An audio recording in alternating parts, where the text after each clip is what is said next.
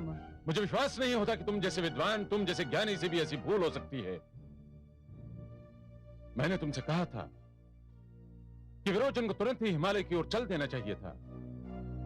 जिस घड़ी मैंने तुमसे यह कहा था, उस समय मैंने इस बात को स्पष्ट किया था कि विरोचन के प्रस्थान के बीच किसी घटना, किसी बात या किसी विचार को स्थान नहीं मिलना चाहिए।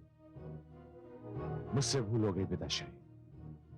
पुत्र जन्म के समाचार ने विरोचन को भी सुख से अधीर कर दिया था और मैं भी भावुकता की धारा में बह गया। आश्चर्य है, तुम जैसा ज्ञानी इस बात को भूल कैसे गया कि मूल नक्षत्र में जन्म लेने वाला पुत्र स्वयं ही अपने पिता की मृत्यु का कारण बन सकता है। तो क्या इस भूल का कोई प्रायश्चित संभव नहीं? तो क्या अब कुछ भी नहीं हो सकता? अब तो आशा की केवल एक ही किरण दिखाई दे रही है। कौन सी किरण पिताश्री? यदि सूर्यदेव ने विरोचन की साधना स्वीकार कर ली तो कदाचित विरोचन के सर पर मंडराता मृत्यु का संकट दूर हो जाए। यह सब अब सूर्यदेव की कृपा पर है।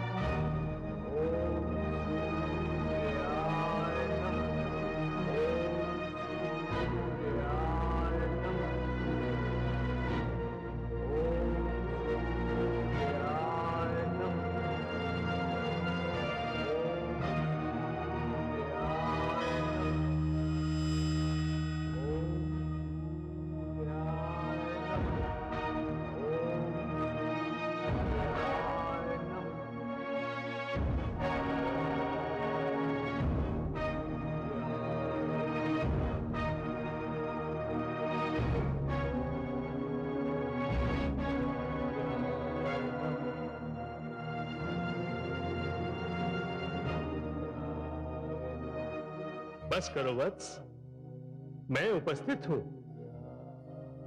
मैंने तुम्हारा कठोर तप स्वीकार कर लिया है। मैं तुमसे अत्यंत प्रसन्न हूं वत्स। नेत्र खोलो।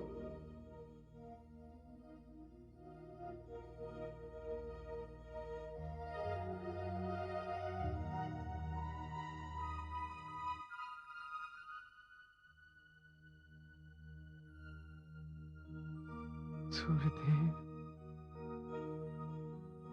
प्रणाम सूर्यदेव, प्रणाम।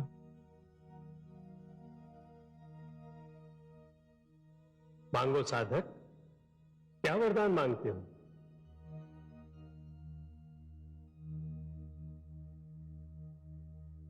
हे सूर्यदेव, मेरी तपस्या को स्वीकार करने के लिए आपको कोटि कोटि धन्यवाद। क्या इच्छा है वत्स? प्रकट करो। मेरे गुरु शुक्राचार्य ने मुझे बताया कि मुझे आपके आशीष और वरदान की नितांत आवश्यकता है। तथास्तु वत्स।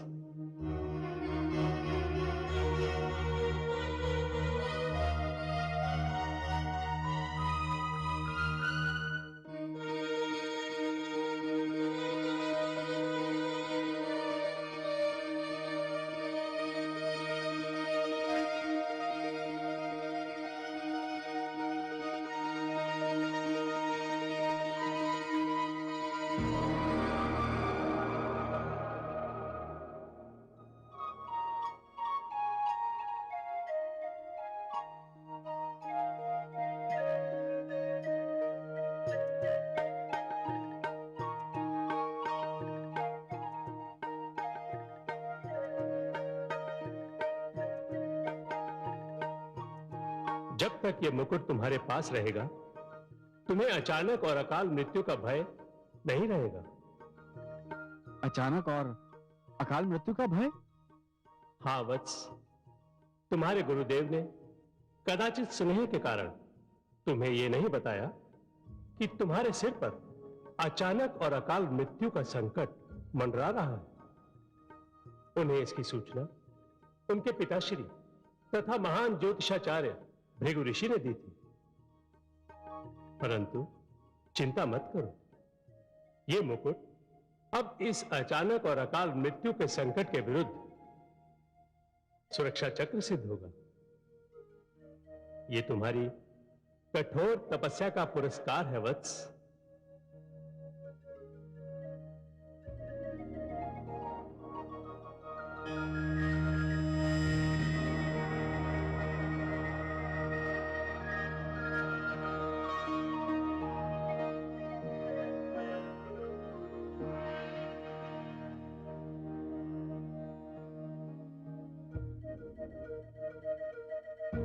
प्रणाम गुरुदेव।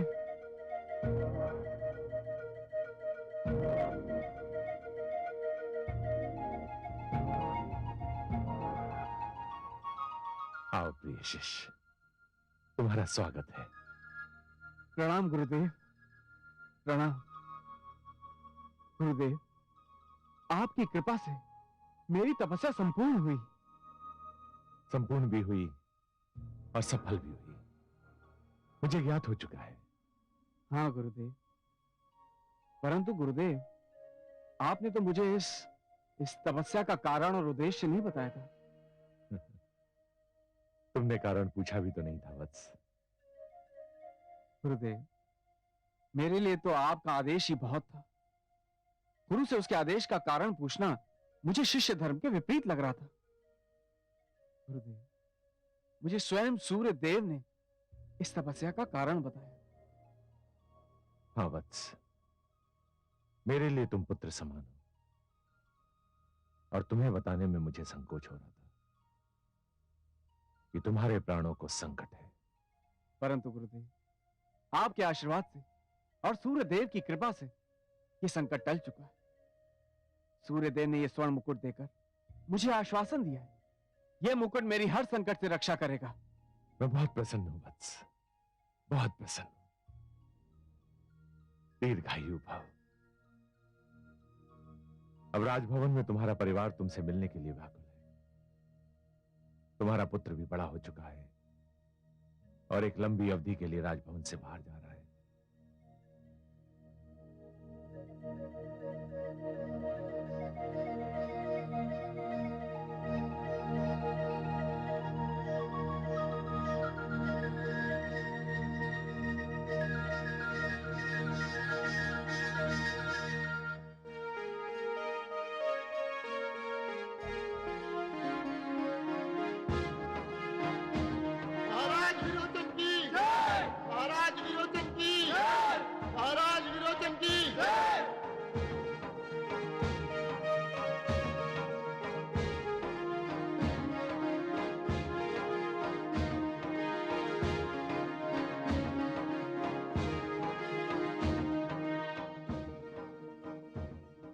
आयुष्मान भव पुत्र।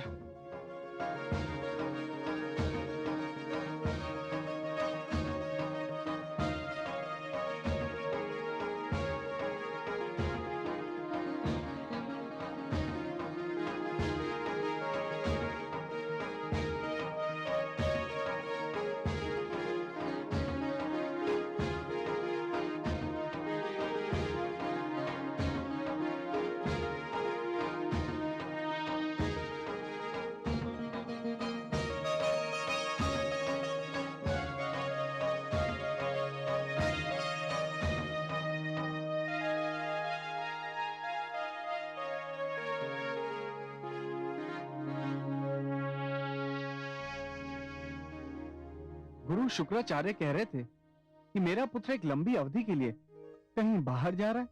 हाँ स्वामी, दैत्य गुरु शुक्राचार्य का ये आदेश है कि मैं पुत्र बलि को अपने पिताश्री विशालाक्ष के पास भेज दूं, जहां यह अध्ययन भी करेगा और शस्त्र विद्या भी सीखेगा। यहां आओ पुत्र।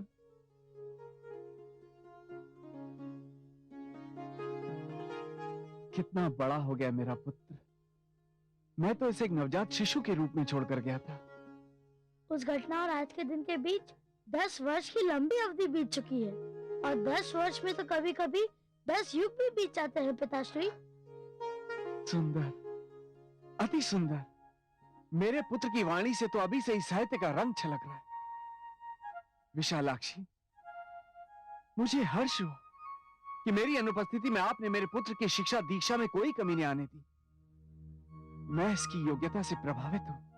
परंतु मैं बहुत चिंतित हूँ स्वामी। चिंतित हैं?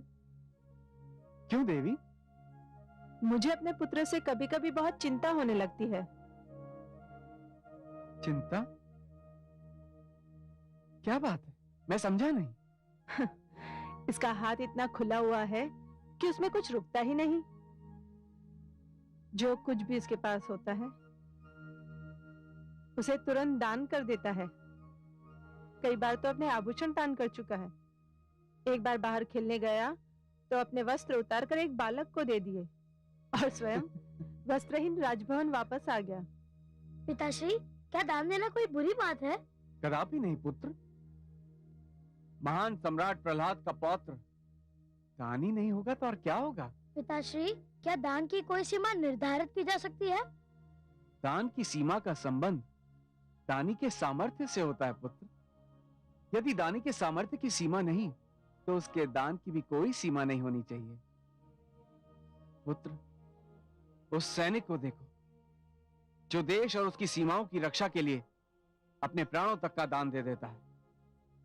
भला उससे महान दानी कौन हो सकता है जो परहित के लिए ब्रह्मांड की सबसे मूल्यवान वस्तु अपने प्राणों तक का दान दे दे।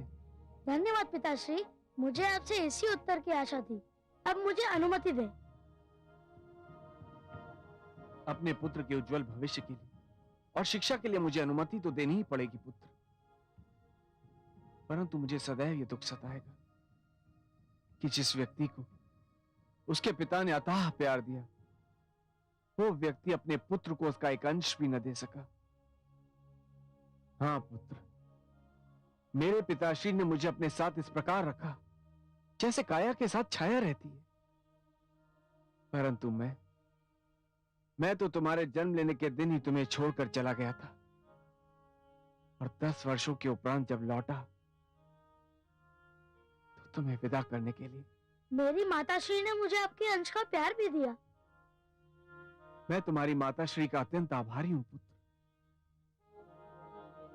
आप भी तो पुत्र को जाने की अनुमति दे रहे हैं। यह भी तो प्यार ही का अंश है। शिक्षा के लिए यह बलिदान ही तो माता पिता के प्यार का सबसे बड़ा प्रमाण है ना स्वामी? मुझे भी दुख हो रहा है पिताश्री कि जब मैं आप दोनों की सेवा के योग्य हुआ तो मुझे आपसे विदा होना पड़ रहा है। परंतु गुरुदेव भी यही कहते हैं कि राजा बनने के लिए यह सब करना ही पड़ता है। गुरुदेव सत्य कहते हैं पुत्र। उनका दिया मार्गदर्शन ही तुम्हारा सौभाग्य है। गुरुदेव ने मुझे यह भी बताया कि देवता सदैव हमारे विरुद्ध रहते हैं। हमें उनसे सतर्क रहना चाहिए। वे हमें किसी भी समय हानि पहुंचा सकते हैं। पुत्र, इससे तुम्हें भयभीत होने की कोई आवश्यकता नहीं है। यदि देवताओं ने संकट खड़ा भी किया तो मैं उनका सामना करूंगा। यदि आप पर कोई संकट आया तो मैं संकट लाने वाले को जीवित नहीं छोड़ूंगा, भले ही वो देवता ही क्यों न हो। ऐसा कुछ नहीं होगा पुत्र, ऐसा कुछ नहीं होगा। मुझे सारे देवताओं पर ना सही परंतु भगवान विष्णु पर पूरा भरोसा है। अब तुम्हें जाना चाहिए पुत्र। आयुष्मान भव। चिरंजीवी भव पुत्र।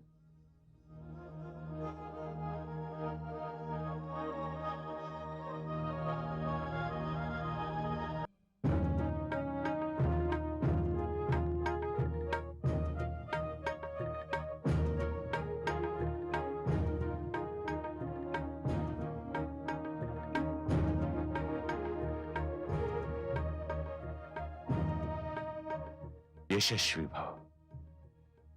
आसन ग्रहण कीजिए।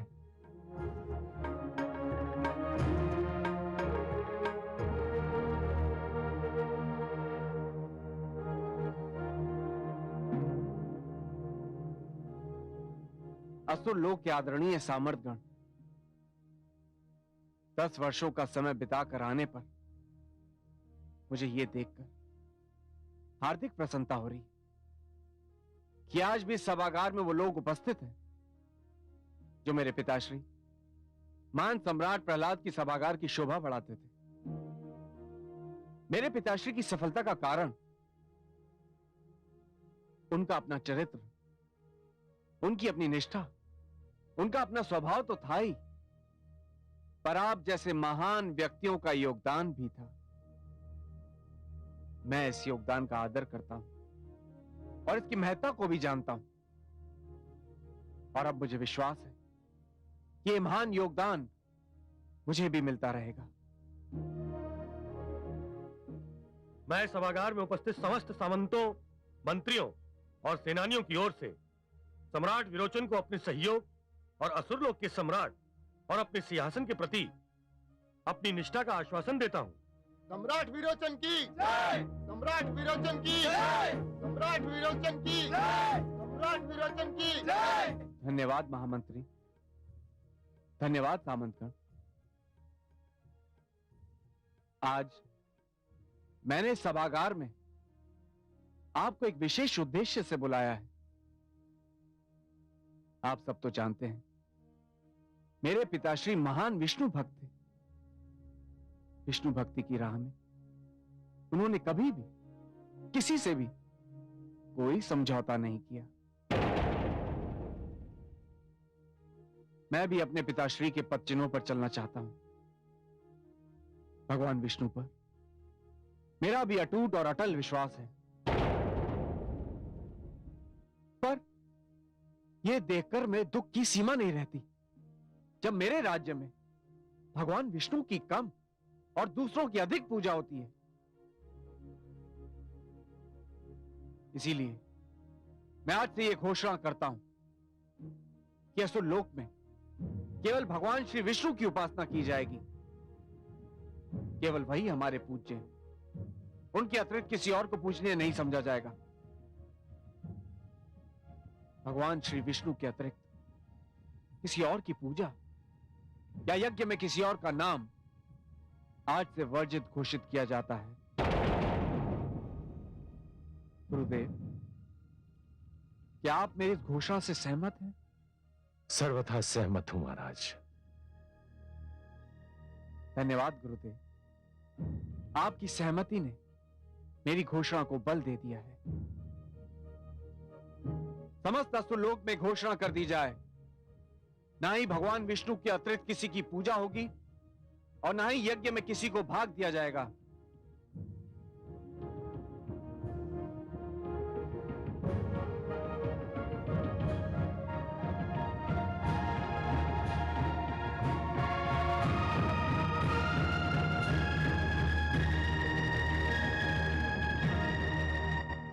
क्या अर्थ है इस घोषणा का वरुण देव? क्या औचित्य है इस आदेश का? क्या सम्राट विरोचन वर्षों से स्थापित शांति के वातावरण को फिर नष्ट करना चाहता है? क्यों बैर दिखा रहा है हमसे? उसके विचार में हम देवता पूजा के अधिकारी नहीं हैं। क्यों नहीं है? समस्त प्राणियों को वायु हम देते हैं, जल हम देते हैं, अग्नि भी हम देते हैं। फिर प्राणी हमारी पूजा क्यों ना करें? क्यों ना दे हमें यज्ञ का भाग? विरोचन को इस लोक परंपरा को रोकने का कोई अधिकार नहीं। विरोचन का विचार है कि यज्ञ का समस्त भाग भगवान श्री विष्णु को मिलना चाहिए। केवल वे ही पूजा के योग्य है। लक्ष्मीपति तो इतने महान हैं कि उन्हें यज्ञ के भाग की आवश्यकता ही नहीं। उन्हें यज्ञ का कोई भाग मिले अथवा न मिले, उनकी महानता में कोई अंतर नहीं आएगा। परंतु हमें तो यज्ञ के भाग की आवश्यकता है। केवल इसी से हमारी महानता सिद्ध होती है। यदि विरोचन ने अपना आदेश नहीं लौटाया तो फिर हमें कुछ करना पड़ेगा। क्या है आपके मन में देवराज? हमें क्या करना पड़ेगा? विरोचन का वध। विरोचन का वध? विरोचन का वध? विरोचन का वध? क्या इतिहास फिर से स्वयं को दोहराने वाला है देवराज? क्या कहना चाहते हैं आप? हमने पहले भी तो प्रहलाद का वध करना चाहा था। वो मेरी भूल थी। मुझे आभास नहीं था कि दुष्ट हिरण्यकशिपु का पुत्र विष्णु भक्त भी हो सकता है। कहीं विष्णु भक्त प्रहलाद के पुत्र विरोचन के विषय में अनुमान लगाने में हमसे फिर से कहीं एक बार भूल न हो जाए। कदापि नहीं। उसने खुल्लम खुल्ला हमें चुनौती दी है, हमें ललकारा है। उसका वध उसकी चुनौती का उत्तर होगा। मुझे खेद है देवराज, विरोचन का वध भी संभव नहीं है। क्यों संभव नहीं? उसकी तपस्या से प्रसन्न होकर मैंने विरोचन को एक रत्न जड़ित मुकुट दे दिया है। जब तक वो मुकुट उसके पास है, कोई उसका वध नहीं कर सकता। मुकुट उसके पास रहता है या नहीं, इसकी चिंता करना भी मेरा कार्य है और इसका उपाय करना भी। आप चाहे हमारे पक्ष में हो या ना हो, परंतु विरोचन का वध करना हमारे लिए नितांत आवश्यक हो गया है।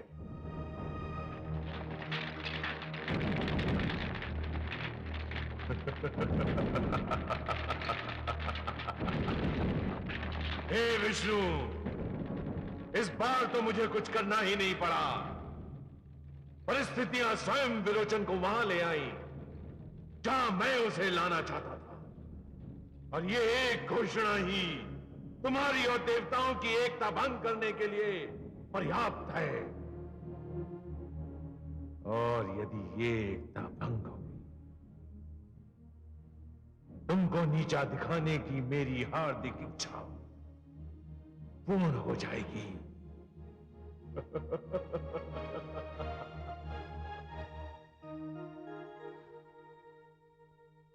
नहीं मानेंगे, दैत्य गुरु शुक्राचार्य कदापि नहीं मानेंगे। क्या हुआ महादेवी, आप निराश क्यों हैं? निराश नहीं हूं कमल नयन, किंतु दैत्य गुरु शुक्राचार्य ने मुझे बहुत दुखी कर दिया है। अब क्या किया उन्होंने? अच्छा भला सुख और शांति का वातावरण छाया हुआ है चारों ओर, किंतु दैत्य गुरु को कदाचित सुख और शांति भाती ही नहीं। उनकी किस बात ने आपको रुष्ट किया है महादेवी? पौत्र विरोचन को यह बात भली नहीं लगती कि आपके अतिरिक्त किसी और की पूजा हो तथा यज्ञों में आपका भाग कम रहे।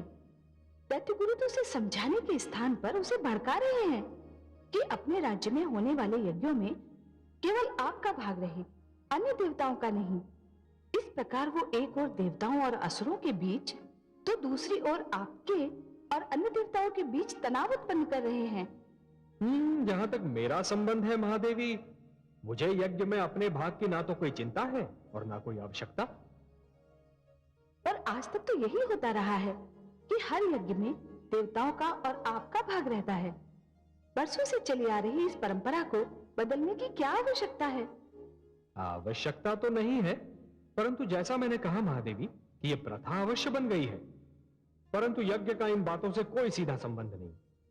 कमल नयन, ये क्या कह रहे हैं आप? बिल्कुल सत्य कह रहा हूं महादेवी। मैं भलीभांति जानता हूं यज्ञ का संबंध अध्यात्म से कम और विज्ञान से अधिक है। विज्ञान से? कैसे कमल नयन? महादेवी, यज्ञ एक वैज्ञानिक प्रक्रिया है। हवन की अग्नि में जो जड़ी बूटियां हम समिधाओं के रूप में डालते हैं, वो वातावरण में पवित्रता और स्वच्छता उत्पन्न करती हैं। वो कीटाणुओं का नाश करती हैं। वृक्षों में फल फूल अधिक आते हैं। वर्षा उसकी सुगंध से नियंत्रित होती है। और इसीलिए महादेवी, यज्ञ में किसका नाम लिया जाता है या किसका नहीं लिया जाता, यह बात महत्वपूर्ण नहीं है। महत्वपूर्ण बात तो यह है कि परमेश्वर का नाम हृदय में है या नहीं। वो व्यक्ति ईश्वर को मन से धन्यवाद देता है या नहीं। चलो मान लिया, किंतु विवाद से तो तनाव उत्पन्न होगा। हाँ, हो सकता है, पर मेरी चिंता कुछ और है महादेवी। मेरी चिंता यह है कि जिस प्रकार घृणा की अग्नि दैत्य गुरु शुक्राचार्य के ज्ञान और विद्वत्ता को भस्म कर रही है, उसी प्रकार कहीं क्रोध की ज्वाला देवराज इंद्र के धैर्य और संयम को न भस्म कर दे। कहीं इस पखेड़े में देवराज इंद्र अपना आत्म संयम न खो बैठे।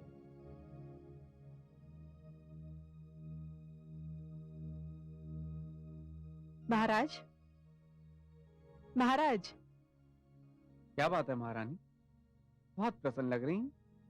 लगता है कोई शुभ संदेश लेकर आई हैं आप। बहुत शुभ। एक माता के लिए इससे अधिक शुभ संदेश क्या हो सकता है कि उसका पुत्र शिक्षा से परिपूर्ण हो गया। तो क्या मेरे पुत्र बलि ने शिक्षा समाप्त कर ली? शिक्षा तो कभी समाप्त हो ही नहीं सकती स्वामी। शिक्षा को सीमा में नहीं बांधा जा सकता, परंतु हाँ, पुत्र बलि के लिए शिक्षा का जो लक्ष्य निर्धारित किया गया था, उसने उसे अवश्य पार कर लिया है। मैं प्रसन्न हुआ महारानी, इसीलिए भी कि उसने ये लक्ष्य अति शीघ्र प्राप्त कर लिया। पुत्र बलि की स्मरण शक्ति आरंभ से ही बहुत तीव्र थी। वह एक बार कोई बात सुन लेता था तो उसके मस्तिष्क से वह नहीं निकलती थी। यदि वह भूलना चाहता तो भी नहीं भूल सकता था। महारानी, मेरा मन अपने पुत्र से मिलने के लिए व्याकुल हो उठा है। मैं उसे तुरंत यहाँ बुला लूंगा। हाँ, परंतु इससे पहले स्वयं हमें कामरूप देश जाना होगा। कामरूप देश? क्यों? पिताश्री ने विशेष दूत भेजा है। पुत्र बलि की गुरु दक्षिणा समारोह में वे हमारी उपस्थिति चाहते हैं और उनका यह निमंत्रण हम ठुकरा नहीं सकते। हम अवश्य चलेंगे महारानी। खेद का विषय यह है कि दैत्य गुरु शुक्राचार्य यहाँ नहीं। वो ये शुभ समाचार सुनकर अति प्रसन्न होंगे। कहाँ गए हैं गुरुदेव? वे अपने पिताश्री महर्षि भृगु से भेंट करने गए हैं। पुत्र विरोचन,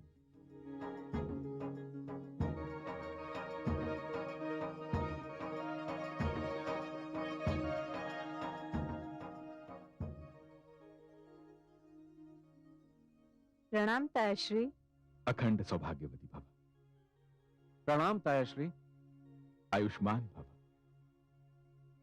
पुत्र शिक्षा का धर्म भली भांति निभाने पर तुम दोनों को मेरी ओर से बहुत बहुत बधाई हो पुत्र। मैं दूत से मिल चुका हूं और तुम दोनों के साथ जाने के लिए सेना की टुकड़ी तैयार करवा देता हूं। सेना की टुकड़ी? परंतु सेना की क्या आवश्यकता है? तुम दोनों अकेले तो नहीं जाओगे ना पुत्र? तायाश्री, हम अपने पुत्र से मिलने जा रहे हैं, किसी से युद्ध करने नहीं। ये मत भूलो पुत्र कि तुम असुर लोक के सम्राट हो। सम्राट। मेरे पिताश्री भी सम्राट थे, परंतु आप भूल रहे। एक बार भयंकर आंधी और वर्षा में उन्होंने मेरी रक्षा के लिए सेना को भेजने से मना कर दिया था। अपने पुत्र से मिलने जाना मेरी व्यक्तिगत समस्या है और उससे मिलने के लिए महारानी और हम अकेले जाएंगे। क्यों महारानी? मैं तो वही करूंगी जो मेरे स्वामी की इच्छा है।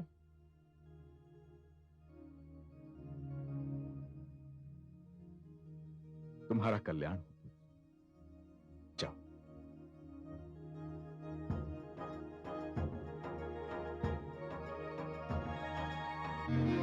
हे सर्वेश्वर, मुझे अपने पौत्र विरोचन पर गर्व हो रहा है। महादेवी, मैं आपकी प्रकृति से भली भांति परिचित हूँ। आप जिसे एक बार अपना मान लेती हैं, उस पर अपनी कृपा के पुष्प बरसाने का कोई ना कोई बहाना अवश्य ढूंढ लेती हैं। है ना? और इसीलिए ये सारा संसार आपकी मधुर मुस्कान का दास बन चुका है। परंतु हे कमल नयन, आपने ये नहीं पूछा कि मुझे पौत्र विरोचन पर गर्व क्यों हो रहा है? महादेवी, जानता तो हूं, पर आपकी सुंदर वाणी का आनंद लेना चाहता हूं। बताइए, क्यों गर्व हो रहा है? पौत्र विरोचन ने बलि के गुरु दक्षिणा समारोह में जाने के लिए अपने साथ सेना को ले जाने का प्रस्ताव अस्वीकार कर दिया। उसने अपने पिता और मेरे पुत्र प्रहलाद के इस नियम का पालन किया है कि शासकों को राजकीय साधन और राजकीय धन का अपने निजी कार्यों के लिए प्रयोग नहीं करना चाहिए। हे कमल नयन, क्या ये गर्व की बात नहीं है? सत्य वचन, अक्षरशः सत्य वचन। महादेवी, जब एक दीप से दूसरा दीप जलने लगता है तो देखते ही देखते सुंदर दीपों की एक लंबी माला बन जाती है। उसी प्रकार जब पिता के बनाए हुए सुंदर नियम पुत्र के जीवन में ढलने लगते हैं तो एक उन्नत पीढ़ी और प्रगतिशील समाज की रचना हो जाती है। महादेवी, किसी भी राजा, किसी भी शासक का कोष उसकी अपनी कमाई नहीं होता, वो तो प्रजा का धन होता है। और प्रजा वो धन राजा को इसलिए सौंपती है कि वो उसे प्रजा की उन्नति, प्रजा की सुरक्षा और देश के विकास पर लगाए। ना कि स्वयं अपने ऐश्वर्य और ठाट बाट। मुझे आशा है कि आने वाले युगों के राजा और शासक प्रहलाद और विरोचन के आचरण से सीख लेंगे। लेनी तो चाहिए महादेवी, परंतु क्या? आप रुक क्यों गए कमल नयन? महादेवी, संसार में ऐसे तत्वों की कभी कमी नहीं होगी जो इस उदारता का अनुचित लाभ उठाना चाहेंगे।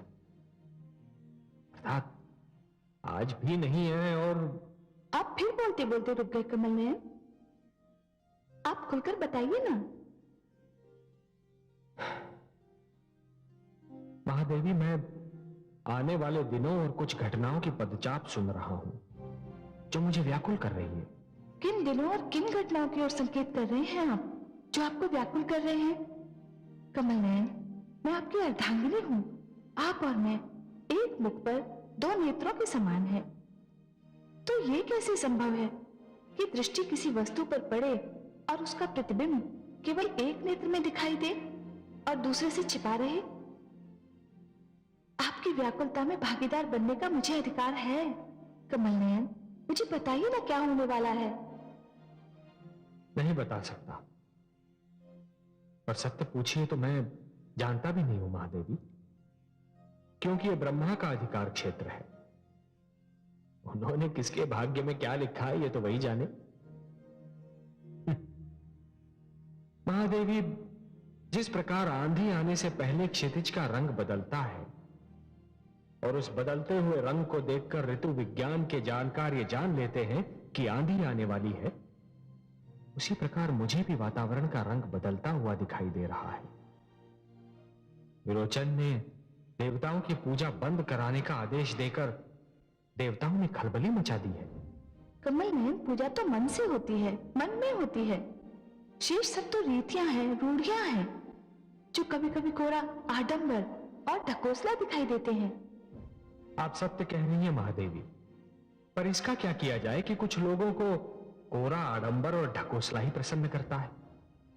अब दुर्भाग्य से देवराज इंद्र इन्हीं लोगों में से हैं। उन्हें विरोचन का आदेश बुरा लगा है। मुझे भय है कि देवराज इंद्र कहीं कुछ कर